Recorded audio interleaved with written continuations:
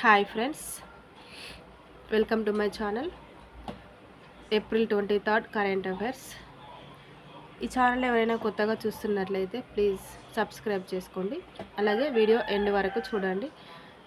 Today చాలా interesting topics ఉన్నాయి. నేనైతే నాకు జలుబు చేసినా కూడా చేస్తున్నాను. ఫస్ట్ టాపిక్, విజ్డెన్ 2025లో ఉత్తమ క్రికెటర్లుగా జస్ప్రీత్ బుమ్రా మరియు స్మృతి మందాన. ప్రఖ్యాత క్రికెట్ పత్రిక అయినటువంటి విజ్డెన్ అల్మనాక్ 2025 విడుదల కాగా భారత జస్ప్రీత్ బుమ్రా పురుష విభాగంలో, మహిళల విభాగంలో ఉత్తమ క్రికెటర్లుగా ఎంపికయ్యారు. T20 ఫార్మాట్లో ఉత్తమ క్రికెటర్గా నికోలస్ పూరన్ ఎంపిక. అత్యుత్తమ బౌలింగ్ ప్రదర్శన మిచెల్ శాంట్నర్ పుణె టెస్టులో 13 వికెట్లు. ఇంగ్లాండ్ గడ్డపై ప్రతిభ చూపిన కొంతమంది విజ్డెన్ క్రికెటర్లు: Gus Atkinson, Jamie Smith, Dan Worrall, Liam Dawson. Extra information, Wisden almanack ప్రపంచంలోని అత్యంత ప్రాచీన క్రికెట్ సంవత్సర పుస్తకం. ప్రథమ ప్రచురణ 1864లో స్టార్ట్ అయిందంట. జస్ప్రీత్ బుమ్రా గురించి, T20 టెస్టు ఫార్మాట్లలో భారత్కు ప్రధాన పేసర్, ప్రపంచ టాప్ బౌలర్లో ఒకడు. స్మృతి మందాన భారత్ మహిళా క్రికెటర్. ఈ అవార్డులు అంతర్జాతీయ స్థాయిలో సంవత్సర ప్రదర్శనల ఆధారంగా ప్రకటించారు. ఆస్ట్రేలియా మాజీ క్రికెటర్ కీత్ స్టాక్పోల్ కన్నుమూత. ఆస్ట్రేలియా మాజీ క్రికెటర్ అయినటువంటి కీత్ స్టాక్పోల్ ఏజ్ వచ్చేసి 84, గుండెపోటుతో మరణించారు. నెక్స్ట్ టాపిక్, 10 ఏళ్ళు పైబడిన మైనర్లకు స్వతంత్రంగా బ్యాంకు ఖాతా నిర్వహణకు అనుమతి. Reserve bank of India RBI ఇటీవల విడుదల చేసిన మార్గదర్శకాల ప్రకారం 10 సంవత్సరాలు నిండిన మైనర్లు ఇకపై స్వంతంగా సేవింగ్స్ మరియు టర్మ్ డిపాజిట్ ఖాతాలను తెరిచి నిర్వహించనున్నారు. చిన్న వయసులోనే ఆర్థిక అక్షరాస్యతను ప్రోత్సహించడం, స్వతంత్రంగా లావాదేవీలు నిర్వహించే సామర్థ్యం కల్పించడం లక్ష్యం. ఇతర నిబంధనలు: ఎలాంటి వయసు ఉన్న మైనర్కి తల్లిదండ్రులు లేదా లీగల్ గార్డియన్ ద్వారా ఖాతా తెరవచ్చు. కానీ 10 ఏళ్ళు పైన ఉన్నవారు బ్యాంకు రిస్క్ మేనేజ్మెంట్ పాలసీకి అనుగుణంగా స్వతంత్రంగా ఖాతా నిర్వహించవచ్చు. ఓవర్ డ్రాఫ్ట్ అనుమతించరాదు. ఖాతాలో పాజిటివ్ బ్యాలెన్స్ ఉండాలి. 18 ఏళ్లకు చేరిన తర్వాత మెజారిటీ స్థితికి వచ్చే మైనర్ నుండి తాజా సూచనలు తీసుకోవాలి. ఎక్స్ట్రా ఇన్ఫర్మేషన్, RBI స్థాపన 1935, RBI యాక్ట్ 1934 ప్రకారం ఏర్పడింది. RBI ప్రధాన కార్యాలయం ముంబైలో ఉంది. ప్రస్తుత గవర్నర్ శక్తికాంత దాస్ తర్వాత సంజయ్ మల్హోత్రా గారు 2025 కాలానికి గాను. బ్యాంకు ఖాతా వయసు పరిమితి. PM Jan Dhan Yojana, school banking programs, financial inclusion mission వంటి పథకాల్లో భాగంగా చిన్న వయసులోనే ఫైనాన్స్పై అవగాహన పెంచే దిశగా ఇది ఒక అడుగు అని మనం చెప్పవచ్చు. నెక్స్ట్ టాపిక్, హీల్డ్ కార్యక్రమం. కాలేయ ఆరోగ్య పరిరక్షణకు నూతన జాతీయ ప్రణాళిక స్టార్ట్ చేసిన వారు కేంద్ర హోంమంత్రి. హీల్డ్ అంటే హెల్దీ లివర్ ప్రివెన్షన్ అనే జాతీయ ఉద్యమాన్ని ప్రారంభించారు. హీల్డ్ అనేది భారత్లో ప్రారంభించిన బహుశాఖ మల్టీ సెక్టోరల్ కాలేయ ఆరోగ్య ప్రణాళిక. దీని లక్ష్యం కాలేయ వైఫల్యాన్ని నివారించడంలో అవగాహన, ముందస్తు స్క్రీనింగ్, మానసిక ఆరోగ్య సహాయం, సమాజ మద్దతు, పాలసీ మార్పులు కలిపిన సమగ్ర దృష్టికోణం. మద్యం వలన కలిగే కాలేయ వ్యాధులపై ఉన్న కళంకాన్ని తొలగించి వారికి సముచిత చికిత్స పునరావాసం కల్పించడమే హీల్డ్ ముఖ్య ఉద్దేశం.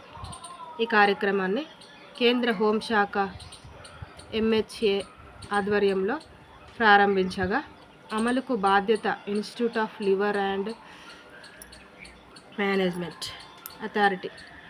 హీల్డ్ ద్వారా ఢిల్లీలో భారతదేశంలోని మొట్టమొదటి సమగ్ర కాలేయ హాబిలిటేషన్ కేంద్రం ప్రారంభించబడింది. నెక్స్ట్ టాపిక్, త్రిపురలో ఘనంగా గారియా పూజ ఉత్సవాలు. త్రిపుర రాష్ట్రంలో గారియా పూజ ఉత్సవంకు సంబంధించి భారీ 2 రోజుల వేడుకలు 2025 ఏప్రిల్ 23 అగర్తాలో ముఖ్యమంత్రి మాణిక్ సాహా గారు ప్రారంభించారు. గారియా పూజ త్రిపుర రాష్ట్రపు ప్రముఖ వార్షిక పండుగలలో ఒకటంట. ఇది సాధారణంగా ఏప్రిల్ నెలలో మాసం 7వ తేదీన నిర్వహించబడుతుందట. ఈ పండుగలో గారియా దేవుడికి పూజలు నిర్వహిస్తారు. ఆయనను పశుధనానికి, సంపదకు దేవతగా భావిస్తారట. ప్రధానంగా త్రిపురి తెగలు ఈ పండుగను జరుపుకుంటారు. ఒక బ్యాంబూ కొమ్మను గారియా స్వరూపంగా నిలబెట్టి పుష్పాలతో పూజ చేసి కొక్కి బలి ఇవ్వడం ఆనవాయితీగా కొనసాగుతుంది త్రిపురలో. గుర్తుపెట్టుకోండి. ఫ్లిప్కార్ట్ ప్రధాన కార్యాలయం భారత్కు మార్పు. వాల్మార్ట్ గ్రూప్కి చెందిన ప్రముఖ ఈ-కామర్స్ సంస్థ ఫ్లిప్కార్ట్ తన ప్రధాన కార్యాలయాన్ని సింగపూర్ నుంచి భారత్కు మార్చనున్నట్లు అధికారికంగా ప్రకటించింది. ఈ నిర్ణయం కంపెనీ త్వరలో ప్రారంభించనున్న ప్రాథమిక షేర్ల విక్రయం ఐపీఓకు భాగంగా తీసుకున్న చర్య. ప్రస్తుతం ఫ్లిప్కార్ట్ సింగపూర్లో తన ప్రధాన కార్యాలయాన్ని కలిగి ఉంది. కానీ భారత మార్కెట్లో పెరుగుతున్న ఆదాయ నేపథ్యంలో తన మాతృదేశానికి తిరిగి రావాలని నిర్ణయించుకుంది. ఫ్లిప్కార్ట్ స్థాపన వచ్చేసి 2007. సహ వ్యవస్థాపకులు సచిన్ బన్సల్ గారు, బనీ బన్సల్ గారు. వాల్మార్ట్ యొక్క ఆధిపత్యం. 2018లో వాల్మార్ట్ ఫ్లిప్కార్ట్ 77% వాటాను సుమారు 16 బిలియన్లకు కొనుగోలు చేశారు. ప్రధాన కేంద్రం ఇప్పటి వరకైతే సింగపూర్లో ఉంది. ఇనిషియల్ పబ్లిక్ ఆఫరింగ్ షేర్లను మొదటిసారిగా ప్రజలకు విక్రయించి నిధుల సమీకరణ. భారతదేశం ప్రపంచంలోనే వేగంగా పెరుగుతున్న ఈ-కామర్స్ మార్కెట్లలో ఒకటి. Next topic, 2025 global trade outlook WTO నివేదిక ముఖ్యాంశాలు. వరల్డ్ ట్రేడ్ ఆర్గనైజేషన్ WTO విడుదల చేసిన global trade outlook and state 2025 నివేదిక ప్రకారం ప్రపంచ వస్తు వర్తకం మర్చండైజ్ ట్రేడ్ 2025లో 0.2%కి అవకాశం ఉంది, పెరిగే అవకాశం ఉంది. అలాగే యుఎస్ చైనా మధ్య సాగుతున్న టారిఫ్ ఉద్రిక్తతలు వాణిజ్య విధానాల అంచనా వల్ల 1.5 మేరగా క్షీణించే ప్రమాదం కూడా ఉందని హెచ్చరించింది. సర్వీస్ వాణిజ్యం, సర్వీస్ ట్రేడ్ మాత్రం 4.3% వృద్ధి చెందవచ్చని అంచనా. అయితే వర్తక వాణిజ్యంలో గందరగోళాల వల్ల ఇది మందగమనం చెందే అవకాశం ఉంది. అదనపు సమాచారం.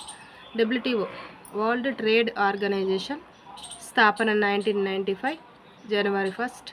కేంద్రం జెనీవా, స్విట్జర్లాండ్ కేంద్రంగా ఉంది. డైరెక్టర్ జనరల్ 2025కి గాను గోజీ ఒకోంజో ఐవేలా. మర్చండైజ్ ట్రేడ్ భౌతిక వస్తువుల గూడ్స్ ఆధారంగా జరిగే అంతర్జాతీయ వాణిజ్యం. Services trade tourism, finance, communication, business services మొదలైన సేవల ఆధారంగా జరిగే వాణిజ్యం. లీస్ట్ డెవలప్డ్ కంట్రీస్ UN చట్టం ప్రకారం ఆదాయంలో తక్కువ సామాజిక సూచికలు తక్కువగా ఉండే దేశాలు. భారతదేశం దృష్టికోణం.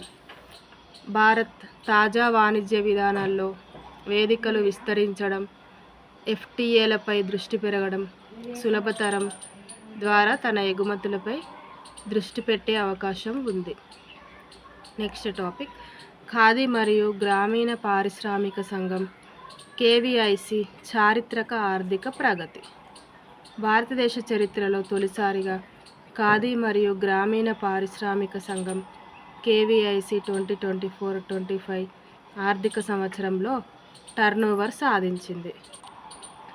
పిఎంఈజీపీ ప్రధానమంత్రి ఎంప్లాయ్మెంట్ జనరేషన్ ప్రోగ్రాం ద్వారా గ్రామీణ మరియు పట్టణ పరిశ్రమల అభివృద్ధికి ప్రోత్సాహం లభించింది. ఈ పురోగతిలో Atmanirbhar Bharat, vocal for local వంటి కేంద్ర ప్రభుత్వ ఫ్లాగ్షిప్ పథకాల సహకారం కూడా ఉంది.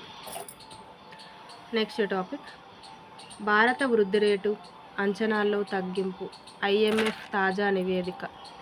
అంతర్జాతీయ ద్రవ్యనిధి ఫండ్ ఐఎంఎఫ్ తాజా వరల్డ్ ఎకనామిక్ అవుట్లుక్ డబ్ల్యూఈఓ నివేదిక ప్రకారం భారత వృద్ధి రేటు 2024-2025 ఆర్థిక సంవత్సరానికి గాను 6.5% నుండి 6.2%కి తగ్గించబడింది.